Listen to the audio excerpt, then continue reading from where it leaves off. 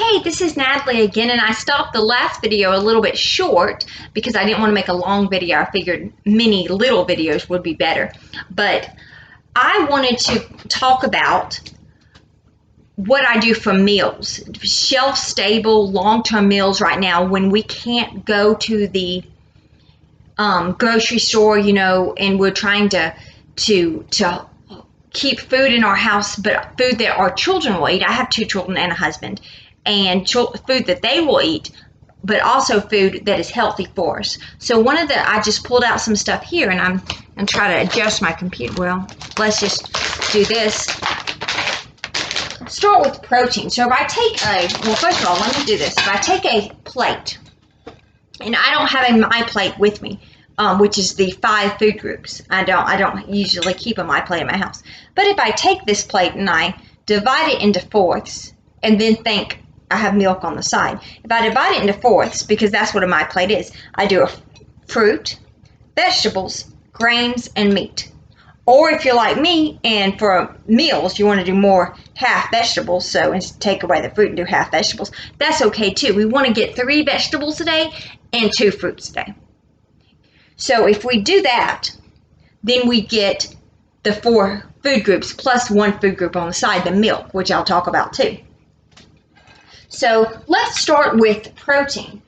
Some of the protein I do, which is the meat, the protein is the meat, I hope y'all saw my egg video, which was very poorly done, but it just shows you how to make eggs that will last a long time in the refrigerator, how to boil them. And I boil them a different way. I boil them in my oven. I cook them in my oven. But for another protein, I do fish. I love fish. I do flounder, tilapia, any salmon, any type of fish. But I always do the prepackaged, and one of the ways you can see this is you can see the back of the label. And that's really cool in our society that we live in. Everything has a food label. Everything that is prepackaged has a food label. So we know exactly how many calories. I know that if I take one of these prepackaged things right now and open it up, it's going to be about 80 calories in a thing of unseasoned flounder. Now then I'm going to take it and I'm going to season it with anything I want to season it with, or marinate it in any way I want to marinate it. I'm going to remember though that if I marinate it in clear liquids like a vinaigrette or an Italian dressing, that's going to be less calories than if I marinate it in something heavy, say a barbecue sauce or ranch dressing or something like that on top of it afterwards. The clear dressings are going to be lighter in calories. And of course, you go to the back of the bottle and look to see how many calories it has in it. And you can kind of add it up, simple math like that.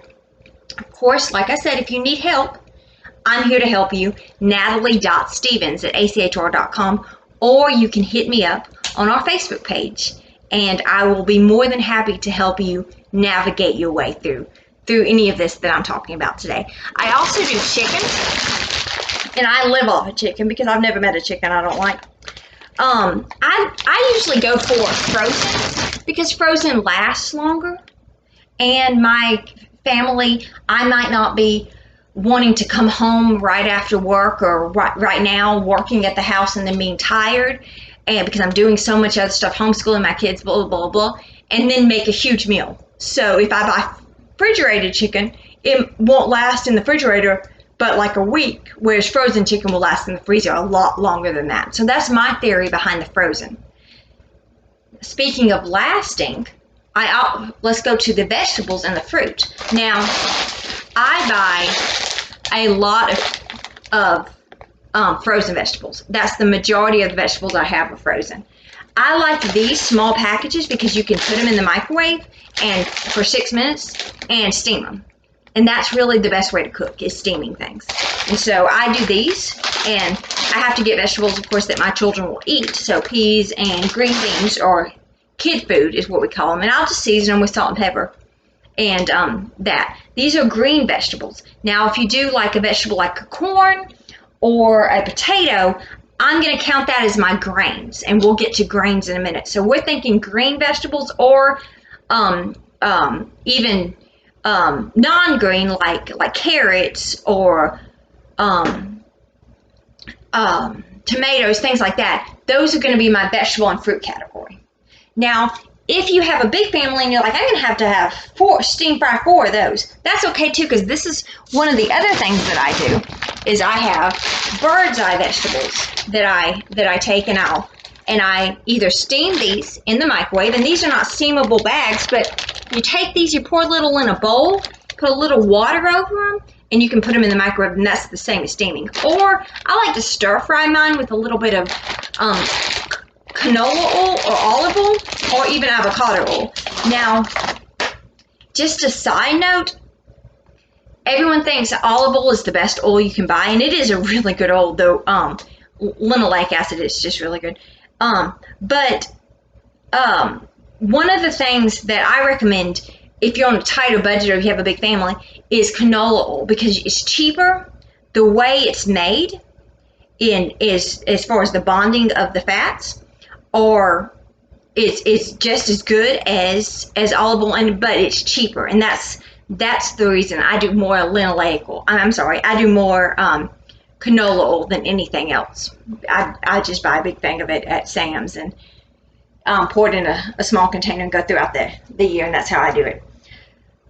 For fruits, you can do fruits the same way as vegetables. You can do frozen fruits, or you can do canned fruits. One thing I recommend with canned is if you do canned fruits, can them buy it canned in your own juice or its own juice. It's less calories, so it's not as sweet, but it lets you still gives you that fruit taste, that sweet taste naturally, but you don't add all that extra sugar. You can do frozen fruits, and this is what I do. I actually buy a lot of frozen fruits.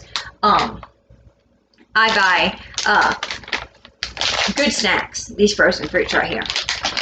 So I'll do that. But I also do single serving fruits as well. This is a single serving of applesauce, and I do this for my children, or single serving of apples, pears, anything like this. And you'll see we serve these sometimes in the centers. And these are really good for us as adults as well to eat these, because like I said, we do know how many calories we have in it. So that's just some fruits things. And I talked about the vegetables. And real fast, I didn't mention that vegetables, I get the question, do you do canned vegetables? Yes, I do canned vegetables. Because they last a long time. If I'm worried about the sodium, if I have a heart issue or diabetes or high cholesterol, and just honestly just worried about sodium, then what I do is I put the vegetables in a colander after I open up the can, and I rinse them off with water. So that's something that it'll get the extra salt off those vegetables. So that's one of the things I recommend. Now we did the meat, we did the vegetables and the fruit. We didn't talk about the grains yet. The grains are something that I mentioned earlier. You can substitute corn or potatoes for a grain. I like to do rice for my grain. You can do wheat rice or brown rice, or you can do regular rice. Before this quarantine started, my husband went to the store and bought a whole thing of white rice, like at Sam's, like one of those really huge bags.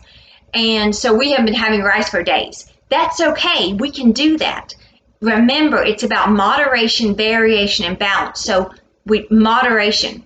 It's not about good foods or bad foods. There are no good foods or bad foods. So white rice is okay. We just don't want to have 5 cups of white rice. We want that white rice or that bread, which is right here. That bread, that rice, that whatever, that roll, we want that homemade biscuit that my daughter makes, we wanted to keep it in 1/4 of the plate. And we don't want to build it up. We want to keep it in a 9-inch plate in 1/4 of that plate. So if we do all those groups, plus we do a milk on the side, or we can do, if you don't want to do a milk with your meal, you can do a milk as snacks instead. Or cheese with your meal. Cheese on top of some vegetables is broccoli and cheese. Everyone loves broccoli and cheese. Or you can do something besides the milk, and I don't know if you can see. This is yogurt. This is the Light and Fit yogurt, and I love these. These are 80 calories in the Greek yogurt. This is a great snack. And or sometimes I eat this with breakfast and pair it with my blueberries. And this is a great breakfast. It holds me for a long time. You want to eat protein for breakfast. You want to eat the entire meal, the My Plate, but you want to really make sure we get protein for breakfast. A lot of people, just do a waffle and it doesn't have very much protein in it. So we want to do protein to last us a lot longer, especially women. It has been shown if we eat protein at breakfast, we won't be as hungry later in the day. So those are just some things that I thought I would share with you. If you have any questions, please, like I said, hit me up, Natalie.Stevens@achr.com, or you can Facebook me here at Alabama Council on Human Relations Facebook post, and I will love to give you more tips, love to hook you up in my program. We can go right now, do it online type thing, email back and forth, but eventually I'd like to meet with you and just talk to you. Or if you need any exercise tips, just let me know. From my heart to yours, I wish you well and happy eating.